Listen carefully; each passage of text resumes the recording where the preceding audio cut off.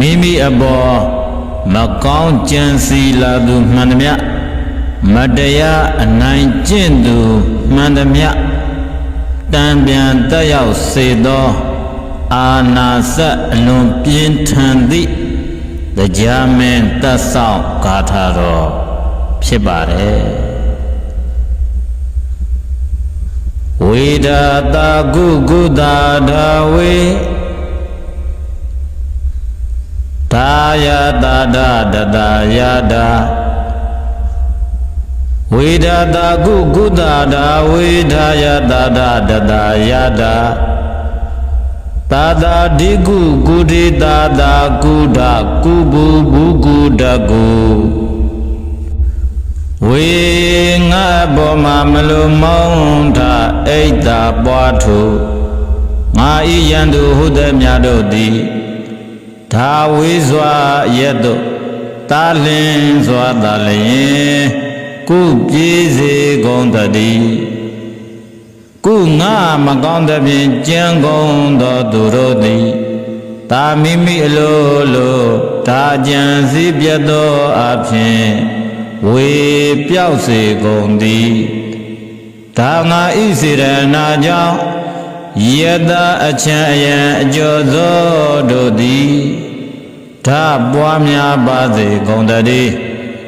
တတငါပြုမိသောအကုသိုလ်10ပါးတို့သည်ယ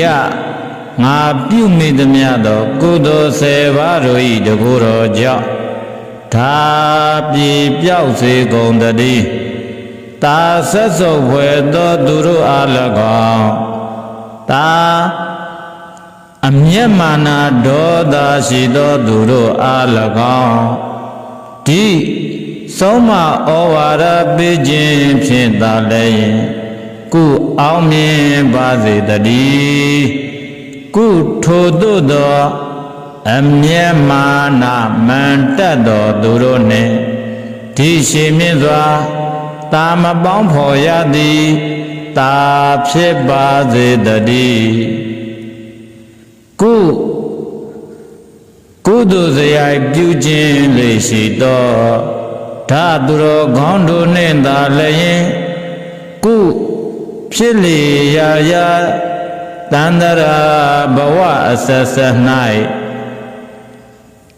ကုတွေးဆောင်ပေါင်းဖော်ခြင်းကိုပြုရစေတည်းဘုအကုသိုလ်စရိုက်ပွားများသူတို့နှင့်ကုဖြစ်လေရာရာဘဝတန္တရာအဆက်ဆက်၌ဒါအခါခသိ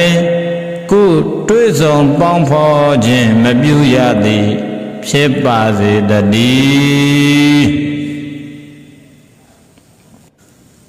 အာနာစအလွန်ပြင်းထန်သောဂါရတော်ကြီးဖြစ်သဖြင့်အတိတ်ဘဝတွေတုန်းက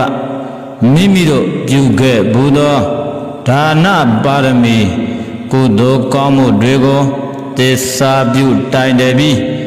ယံသူအပေါင်းကိုအောင်မြင်စေပါတယ်မိမိအပေါ်မကောင်းကြံသူမတရားအနိုင်ကျင့်သူလူများဆရာဆိုးများ